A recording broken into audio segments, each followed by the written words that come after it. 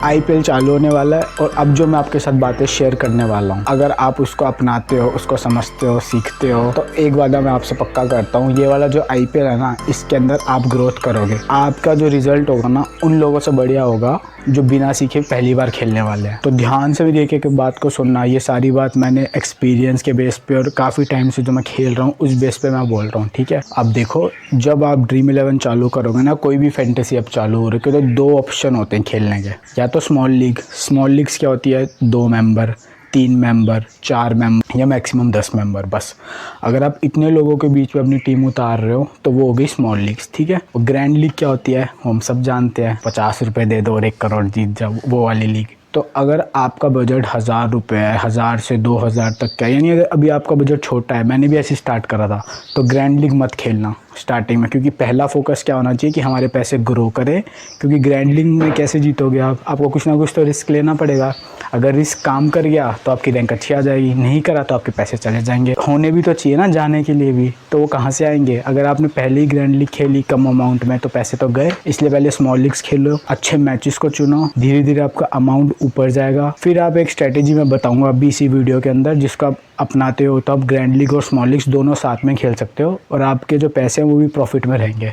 अब किस बेस पे हम ये डिसीजन लेते जो हम मैच खेल रहे हैं वो अच्छा है कि बुरा है, तो मैंने अपना एक रूल बनाया है, अच्छे मैच कौन से और गलत मैच कौन से हैं। तो देखो, अच्छे मैच वो होते हैं कि मान लो कोई प्लेयर ऐसा है, अच्छा है, तगड़ा प्लेयर है, पर उसके ऊपर लोगों का ध्यान कम है, यानी बहुत कम लोगों ने उसको अपनी टीम में रखा है। और कोई ऐसा प्लेयर है उस मैच के अंदर जिसका नाम तो बहुत बड़ा है, पर उसके रिसेंट परफॉर्मेंस और उस मैच के अंदर आपकी टीम में कोई जगह नहीं बन रही। अगर आप अच्छे से रिसर्च करके वो गेम खेल रहे हो तो वो एक अच्छा मैच हो गया, क्योंकि अब आपको पता चल गया रिसर्च करते टाइम कि ये प्लेयर बेकार है और ये प्लेयर अच्छा है जिसकी तरफ कोई ध्यान नहीं दे रहा। आपने उसको अपनी टीम में रखा, तो अब आप बताओ ये अच्छा मैच हुआ खेलने के लिए कि बुरा मैच हुआ। पहला पॉइंट क्या आया कि अच्छा मैच हो जिसके अंदर कोई ऐसा प्लेयर हो या फिर कैप्टन वाइस कैप्टन ऐसा हो जो उस मैच के अंदर वाकई में अच्छा हो और जिसकी तरफ लोगों का कम ध्यान हो, तो वो अच्छा मैच। बुरा मैच क्या होता है ये ध्यान से सुनना भाई, ये बड़े पंगे लेता है। क्योंकि कितना ही सीख लो, अगर मैच सेलेक्ट करना नहीं आता तो पैसे नहीं बढ़ते, वो कम ही होते रहते हैं। तो बुरा मैच वो होता है जिसके अंदर मान लो 22 खिलाड़ी खेलेंगे एक गेम और आपको अपनी टीम में 11 चुनने हैं, पर उस 22 में से 15 या 16 प्लेयर्स ऐसे हैं जो उस मैच में अच्छा कर सकते हैं और सबका सिलेक्शन परसेंटेज 40 के ऊपर है, 30 के ऊपर है या 50 है। कुछ लोगों ने 11 इनको चुना, 11 उसको चुना है, तो ये मैच बड़ा रिस्की होगा। अब मान लो जिन 5 को आपने छोड़ा वो चल गए, तो आपकी टीम की तो बैंड बज गई, तो ये रिस्की मैच हो गया। और सेम बेकार मैच वो होता है कि मान लो मल्टीपल ऑप्शन है कैप्टन वाइस कैप्टन के, कि एक मैच के अंदर 11 आपके प्लेयर पक्के हो गए कि ये मैंने लेने हैं, पर उसके अंदर मान लो 4 से 5 या 3 से 4 ऑप्शन है कैप्टन वाइस कैप्टन के, और आपने उसके अंदर खेली है 3 से 4 मेंबर वाली जो लीग होती है, आपने वो ज्वाइन कर ली। मेरा हाथ दुख रहा है यार। तो आपने वो ज्वाइन कर ली 3 से 4 मेंबर वाली। अब मान लो आपने कैप्टन मान लो सबका सेम है, वाइस कैप्टन सबका सेम है, और दूसरा वाला जो ऑप्शन है कैप्टनसी का वो अलग अलग है सबका। उस दिन आपका वाइस कैप्टन या कैप्टन नहीं चलता, तो जो आपके ओपोनेंट्स होंगे 2 से 3, मान लो उनमें से एक का जो कैप्टन वाइस कैप्टन ऑप्शन था वो सेम आपकी तरह था, उसका भी नहीं चला, पर बाकी 2 का अलग था, तो बच गई ना बैंड। इसलिए ये मैच रिस्की होता है जिसके अंदर मल्टीपल ऑप्शन होते हैं कैप्टन वाइस कैप्टन के। वो मैच रिस्की होता है जिसके अंदर आप अपने 11 प्लेयर चुन ही नहीं पा रहे। उस मैच के अंदर 11 से ज़्यादा अच्छे प्लेयर हैं और सबका सिलेक्शन अच्छा है, तो वो मैच रिस्की होता है। वो मैच भी रिस्की होता है, ये ध्यान से सुनना, जिस मैच की आपने रिसर्च नहीं करी होती। रिसर्च करी होगी तो पता चल जाएगा कि मल्टीपल ऑप्शन कहाँ पे आ रहे हैं, 11 प्लेयर मेरे बन रहे हैं नहीं बन रहे हैं, तो रिसर्च बहुत इंपॉर्टेंट है। अब हमें पता चल गया पहला पॉइंट कि अच्छा मैच कौन सा। आपने अच्छा मैच भी चुन लिया, आपकी टीम भी बन गई, पर आपके हारने के चांस फिर भी होते हैं। दूसरा पॉइंट आ गया लिमिट। आप कितनी लिमिट से खेल रहे हो, चाहे कोई अच्छा मैच खेलो। अब मान लो अगर मैंने भी आपको टीम दी कि भाई ये अच्छा मैच है, जो मैं टेलीग्राम पे दे देता हूँ कि ये अच्छे वाइस कैप्टन है, मान लो आपने बहुत ज़्यादा लिमिट के बाहर जाके वो खेल लिया और उस मैच के अंदर आपने जो प्लेयर लिया या फिर आपने जो कैप्टन वाइस कैप्टन करा उसके चोट लग गई स्टार्टिंग में ही और वो पूरे गेम से बाहर हो गया। एक मेरे साथ भी ऐसा हुआ था जब चेन्नई और इसका मैच था गुजरात का पिछले वाले आईपीएल में, तो मेरा वीसी केन विलियमसन था और वो पहली इनिंग्स में बाहर हो गया, उसने बैटिंग भी नहीं करी, तो मेरे पूरी लीग्स में लग गई। तो इसलिए दूसरा इंपॉर्टेंट पॉइंट है जिसके कारण लोग हारते हैं सीखने के बावजूद भी, कि वो लिमिट के बाहर जाके खेलते हैं। क्योंकि मान आपने 1000 रुपए से खेला खेला और आपके 1000 बन गए 2000 या 3000। आपने सोचा यार मेरे तो बड़े पैसे बन गए, मैं तो जीत रहा हूँ। आपने क्या, मैंने अपनी गलतियां बता रहा हूँ। फिर मैंने क्या करा, उन 3000 को एक ही मैच में डाल दिया और मेरा वो प्लेयर इंजर्ड हो गया। उसने ना बैटिंग करी ना कुछ भी नहीं करा उसने, और मेरे ओपोनेंट्स ने फिर उनके कैप्टन वाइस कैप्टन ने ज्यादा पॉइंट्स दे दिए और वो मैच में हार गया। तो दूसरा इंपॉर्टेंट पॉइंट है, अपनी लिमिट डिसाइड करो एक मैच में। यानी अगर आप 1000 रुपए खेल रहे हो, सीजन का आपका बजट है 1000 रुपए का, तो फिर मेरे अकॉर्डिंग जब मैंने स्टार्ट करा था तो मेरी लिमिट होती थी 100 रुपए, यानी एक मैच के अंदर 100 रुपए बस। कितना ही अच्छा मैच हो, कितना ही स्ट्रेटेजी लगाई हो, कोई कितनी रिसर्च करी हो, 100 रुपए से ऊपर नहीं खेलूंगा बस। हमने अपनी लिमिट डिसाइड कर ली। पर क्या आप कुछ और भी है जो मिस कर रहे हैं? सबसे इंपॉर्टेंट, ये भी बहुत इंपॉर्टेंट है फैंटेसी के अंदर, कि आपने कौन से कॉन्टेस्ट खेलने हैं। कभी कभी ऐसा होता है हमारे लिए वो मैच अच्छा होता है पर हम वो कॉन्टेस्ट ज्वाइन कर लेते हैं जिसके अंदर रुपए कम होते हैं पर हमारी टीम के पॉइंट्स तगड़े आते हैं। क्या मतलब, हमने ऐसी टीम बनाई रिसर्च करके, हमने ऐसे प्लेयर्स लिया जिसका सिलेक्शन 6%, 7%, 20% था, उसको हमने कैप्टन वाइस कैप्टन करा। तो अब बताओ, अगर आप इस टीम के साथ हेड टू हेड खेलोगे, मान लो आपने 50 रुपए वाला या 60 रुपए वाला हेड टू हेड खेला, उसके अंदर आपने जीत के भी आपको 100 ही रुपए मिलेंगे पर आपकी टीम के पॉइंट तगड़े बन गए। पर अगर आप उसकी जगह 3 मेंबर, 4 मेंबर, 10 मेंबर या फिर जो 25 मेंबर होते हैं, 100 मेंबर होते हैं, उसमें अगर आप ये टीम उतारते हैं तो भी आपकी रैंक अच्छी आती। अब देखो 2 मेंबर अच्छा कब होता है, जो हेड टू हेड। अगर मान लो कोई ऐसा मैच है जिसके अंदर कैप्टन वाइस कैप्टन के बहुत सारे ऑप्शंस है, अगर मैंने कोई टीम बनाई और मेरा जो ओपोनेंट है, तो मुझे पता है कि सिलेक्शन को देखते हैं कि इसके भी वही प्लेयर रहेंगे 11, सारा गेम कैप्टन वाइस कैप्टन का है, तो उस केस के अंदर 2 मेंबर वाला बेस्ट होता है। क्योंकि अगर आप 3 मेंबर खेलते हो, 4 मेंबर या 25 मेंबर, उसके अंदर आपने तो वाइस कैप्टन एक को ही कर सकते हो ना एक मैच के अंदर, एक कैप्टन एक वाइस कैप्टन। तो मान लो अगर आपने 3 और 4 मेंबर खेला, उसके अंदर जो और भी जो वाइस कैप्टनसी ऑप्शन होंगे, आपका जो ओपोनेंट है वो आपके वाले वाइस कैप्टन जो आपने करा उसको छोड़ के किसी और को ले आया और उसने उस मैच के अंदर ज्यादा पॉइंट दे दिए, तो आप हार जाओगे 3-4 मेंबर। जो बाकी लोग होंगे वो किसी और को करेंगे। तो इस केस के अंदर 3 और 4 मेंबर मत खेल। Multiple captain vice captaincy option होते हैं ना,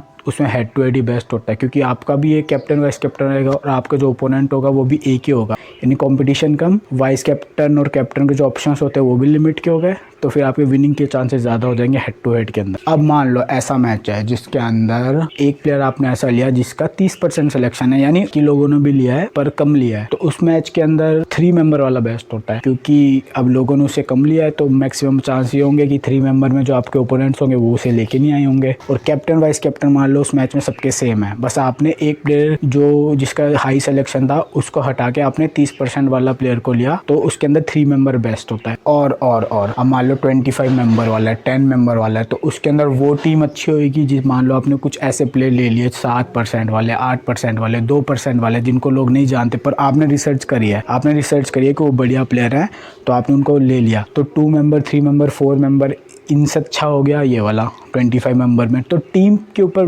बेस होता है कि आपको कौन से कॉन्टेस्ट खेलने हैं। अगर मान लो आपकी टीम ऐसी बन रही है कि जो सेम है बाकियों के भी सेम होगी, बस कैप्टन वाइस कैप्टन का खेल है सारा, तो उसके अंदर 2 मेंबर बेस्ट है। अगर कोई ऐसा गेम है जिसके अंदर आपकी टीम बन रही है, एक ही प्लेयर का अंतर होगा उसमें कि 30 से 40% सिलेक्शन है उसका, तो 3 मेंबर अच्छा है। अब ऐसा कोई कॉन्टेस्ट ये खेल रहे हो आप जिसके अंदर आपकी टीम बन रही है, जिसके अंदर कैप्टन वाइस कैप्टन सबके सेम है, पर आपने जो प्लेयर्स लिए अपने टीम में उसके अंदर 2-3 प्लेयर ऐसे हैं या 2 प्लेयर ऐसे हैं जिनका कम सिलेक्शन और आपने उनको टीम में लिया रिसर्च करके, तो इसमें 4 मेंबर अच्छा है, कम सिलेक्शन वाला आपने प्लेयर लिया, उसको अपना कैप्टन कर दिया, आपको उस पर पूरा भरोसा है, तो इस केस के अंदर 25 मेंबर्स, 50 मेंबर्स, 100 मेंबर, ये भी विन हो सकता है। मैंने किया भी एक बार। अब 4th पॉइंट है, ये भी इंपॉर्टेंट है। एक प्रॉब्लम होती है कि आपने टीम बना लिया, आपने मैच सेलेक्ट कर लिया, आपने सब कुछ कर लिया, पर एक चीज होती है क्लैशेस। सेम टीम से ज्यादा खतरनाक ये होता है कि जो आप कॉन्टेस्ट खेल रहे हो उसके अंदर सारे कॉन्टेस्ट में सेम ओपोनेंट्स हैं, एक ने भी आपकी टीम से ज्यादा पॉइंट दे दिए और वो सब में बैठा है तो आप सब में हारोगे। गोल्डन ट्रिक बता रहा हूँ, ये ध्यान से सुनना, ये मैं खुद अप्लाई करता हूँ। वो वाला मोड आ गया कि आप एक क्लिक के अंदर 50 या 100 कॉन्टेस्ट या 200 कॉन्टेस्ट एक ही बार में ज्वाइन कर लो। तो उस केस में क्या होता है, मान लो मैंने क्लिक करा और 200 कॉन्टेस्ट मैंने एक ही टाइम पे ज्वाइन करे, तो दूसरी तरफ से भी कुछ लोग ऐसे होंगे जिनका भी बजट अच्छा होगा भाई 200 कॉन्टेस्ट वाला, उन्होंने भी एक ही टाइम पे ज्वाइन कर लिया, तो हमारे कॉन्टेस्ट सेम हो जाएंगे। यानी अब मेरे कॉन्टेस्ट में वही सेम लोग बैठे होंगे और उनमें से अगर एक भी आधा पॉइंट भी ज्यादा ले आया मेरी टीम से तो मेरे सारे कॉन्टेस्ट गए। सोचो, चिंता मत करो, इसका भी सॉल्यूशन है, मैंने ढूंढा है। उसके लिए आपको ऐसा ऐप सेलेक्ट करना है जिस पे भी आप खेल रहे हो, ड्रीम 11 जो भी ऐप्स है और भी, तो ऐसा ऐप सेलेक्ट करो जिसके अंदर कॉन्टेस्ट ज्वाइन जो होता है ना चलता लगा रहे। उस केस में क्या होता है, आखिरी मिनट जो होता है ना 2 3 4 5, वहाँ पे आप अपने कॉन्टेस्ट ज्वाइन करो एक लास्ट के 1-2 मिनट के अंदर, 5 मिनट के अंदर, 6 मिनट के अंदर, 10 मिनट के अंदर। और वो कैसे करने हैं, एक साथ नहीं करने, क्योंकि एक साथ करोगे तो वहाँ पे जो दूसरी तरफ जो लोग होंगे वो भी एक साथ कर रहे होंगे तो सेम कॉन्टेस्ट लग जाएंगे। तब क्या करना है, एक एक करके ज्वाइन करो। मान लो आपने 50 रुपये वाला खेला, आपका बजट मान लो है 300-500 रुपये। 500 रुपये में कितने कॉन्टेस्ट आ गए, 10 कॉन्टेस्ट हो गए ना 50 के हिसाब से। तो एक एक करके ज्वाइन करा आपने, एक को ज्वाइन करा तो अलग ओपोनेंट्स है, दूसरा ज्वाइन करा तो अलग ओपोनेंट्स है, ऐसे ज्वाइन करो। यानी इस केस के अंदर मैक्सिमम जो चांस होता है ना आखिरी मिनट्स में ज्वाइन करना, क्योंकि पता है आजकल क्या होता है, लोग पहले ही ज्वाइन करके बैठे होते हैं, मतलब एक एक दिन पहले ही वो ज्वाइन करके बैठे होते हैं। वहाँ पे आप एक एक करके करोगे ना तब कोई फ़ायदा नहीं होने वाला, तब तो सेम ओपोनेंट से आएंगे। इसका फ़ायदा तब होगा आखिरी मिनट्स के अंदर। और क्यों होगा, क्योंकि जो लोग पहले से बैठे होंगे उनके तो कॉन्टेस्ट फिल हो जाएंगे, पर जो नए आएंगे आखिरी मिनट्स में वहाँ पे आप एक एक करके ज्वाइन करोगे तो आपको नए ओपोनेंट्स मिलेंगे। तो अगर आपकी टीम अच्छी हुई तो आप विन कर सकते हो। वहाँ पे खतरा नहीं होगा कि अगर एक ने भी आपसे ज़्यादा पॉइंट दे दिए तो आप सब में हार जाओगे, वहाँ ये नहीं होगा। तो आप ऐसे क्लैशेस को बचा सकते हो, पर एक शर्त है, उस ऐप का जो होता है ना ज़्यादा से ज़्यादा लोग उसके अंदर ज्वाइन होने चाहिए आखिरी मिनट्स के अंदर। जैसे आप देख सकते हो ना ज्वाइनिंग भरती लगे रहते हैं, ऐप्स भरते रहते हैं, फिर दोबारा नए कॉन्टेस्ट आते हैं, फिर भरते रहते हैं। तो उसी ऐप्स पे ट्रिक काम करेगी, उस ऐप पे नहीं करेगी जिसके अंदर लोग पहले से ही कम लोग खेलते हैं। वहाँ पे तो फिर एक एक आप दबा रहे हो, वहाँ पे कोई काम नहीं आने वाला। आज मैंने आपको 4 चीज़ें बताई। पहला, कौन सा मैच सेलेक्ट करना है। दूसरा, लिमिट में खेलना है। तीसरा, कौन सी टीम किस कॉन्टेस्ट के लिए अच्छी है वो। और चौथा, क्लैशेस को कैसे अवॉइड करें।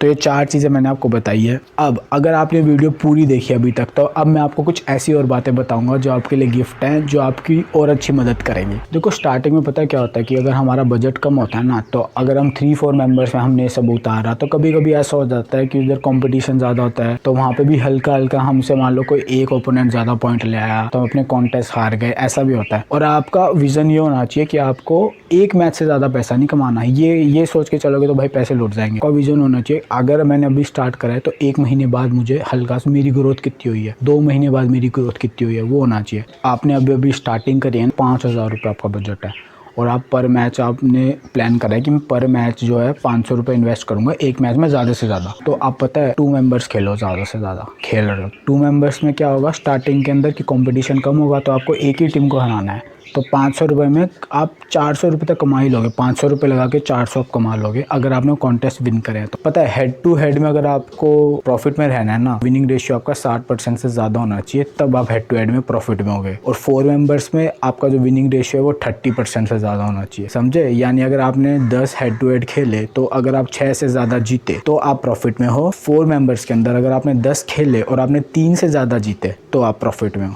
पर हेड टू हेड में कंपटीशन कम होता है, 4 मेंबर्स में कंपटीशन ज़्यादा होता है। अब मैंने स्टार्टिंग में आपको बताया है ना कि एक स्ट्रेटेजी है जिसमें आप स्मॉल लीग और ग्रैंड लीग दोनों को साथ में खेल के भी प्रॉफिट में रह सकते हो। यानी अगर आपका ग्रैंड लीग में लॉस हो गया तो भी आप प्रॉफिट में रह सकते हो। वो स्ट्रेटेजी क्या है, मान लो आपके पास 1000 रुपये हैं, आपने उसको डिवाइड कर दिया कि 700 या 800 रुपये मेरे स्मॉल लीग्स के लिए और 200 मैंने ग्रैंड लीग के लिए बचा रखे हैं। तो अगर आपका ग्रैंड लीग में लॉस हो भी गया और आपने स्मॉल लीग से प्रॉफिट कर लिया 700-800 रुपये में, तो आपका तो लॉस रिकवर हो जाएगा। कितनी सिंपल स्ट्रेटेजी है। अगर आपको ग्रैंड लीग में रिस्क लेके खेलना है, जितना ज़्यादा कंपटीशन होगा ना उतने कम प्रॉफिट के चांस। तो अगर आप यही सोचो कि अगर आप 10 मैच ऐसे 20 मैच इस तरह खेल लेते हो और आपका प्रॉफिट ऐसे ऐसे बन रहा है धीरे धीरे कम कंपटीशन में, लॉन्ग टर्म के अंदर अगर आप ऐसे सोच रहे हो तो आपका एक अच्छा अमाउंट बन जाएगा। फिर आप अलग अलग लीग्स खेल सकते हो, 3 मेंबर 4 मेंबर, क्योंकि अब आपके पास पैसे हैं ना, आप लॉस ले सकते हो। पर अगर आपने सोचो स्टार्टिंग में आपने 4 मेंबर खेला, सेकंड तक आ गए, फर्स्ट कोई और आ गया तो उसके अंदर तो पैसे गए। पर अगर आप ये उसकी जगह 2 मेंबर्स खेलते तो अगर आप 4 जनों में सेकंड आ रहे हो तो क्या 2 जनों में फर्स्ट नहीं आ सकते। अगर मेरा बजट बड़ा है, अगर मैं पर मैच में थोड़ा ज़्यादा अमाउंट इन्वेस्ट कर रहा हूँ अपनी लिमिट के हिसाब से, तो 60 से 70% 2 मेंबर में ही रखो भाई। मतलब रिस्क क्यों लेना जब एक ही टीम को हरा के हम अपना अमाउंट बढ़ा सकते हैं। तो 60 से 70 2 मेंबर में रखो, 20% आप 3 मेंबर में रख सकते हो, 10% आप 4 मेंबर जो होती है उसमें रख सकते हो। कुछ मैचेस ऐसे भी होते हैं जिसके अंदर मैं 50% 2 मेंबर में रखता हूँ, 30% इसके अंदर रखता हूँ 3 मेंबर में, 20% में रखता हूँ 4 मेंबर के अंदर। कभी कभी मैं 10% जो आखिरी लास्ट में बच जाता है उसको मैं 10 मेंबर में लगा देता हूँ अगर मैच बढ़िया होता है। तो इस तरह से प्लान करना पड़ता है कि अगर जैसी हमारी टीम बन रही है तो उस बेस के ऊपर कौन सा मैच अच्छा है और सबसे आसान 2 मेंबर होता है। अगर आप उसको जीत रहे हो सारे कॉन्टेस्ट, तो वैसे ही 3 मेंबर का भी फायदा होता है 4 मेंबर का, कि मान लो आपने 10 कॉन्टेस्ट ज्वाइन करे, उसके अंदर से आपने 3 ही जीते, तब भी आपकी जो इन्वेस्टमेंट है ना वो रिटर्न आ जाएंगी, मतलब जितना डाला उतना ही आ गया, तो लॉस नहीं हुआ। पर 2 मेंबर में ऐसा नहीं होता। अगर आपने 10 में से सिर्फ 3 जीते तो आपका लॉस होगा, क्योंकि उसके अंदर पैसे कम मिलते हैं। जितने ज़्यादा लोगों में खेलोगे उतने ज़्यादा पैसे, जितने कम लोगों में खेलोगे उतने कम पैसे, पर उतना ही कम कंपटीशन। तो मेरी ये स्ट्रेटेजी रहती है कि मैं 2 मेंबर्स खेलूं, कम कंपटीशन में खेलूं, क्योंकि अगर मुझे मेरी रिसर्च पे भरोसा है, मेरी टीम पे भरोसा है, तो मैं वो 2 मेंबर विन कर जाऊंगा और मैं थोड़े थोड़े पैसे पर मैच से कमाता रहूंगा। तो मैंने आपको स्ट्रेटेजी बताई कि अगर आपका टीम कैसी बन रही है उस बेस पे कॉन्टेस्ट बनाओ। सेम टीम बन रही है तो हेड टू हेड बेस्ट है। अलग टीम बन रही है, अगर ज़्यादा अलग बन रही है तो 10 मेंबर, 3 मेंबर, 4 मेंबर। मैं तो 3-4 मेंबर तक ही खेलता हूँ। मेरे को एक ही दिन में पैसा नहीं कमाना सारा,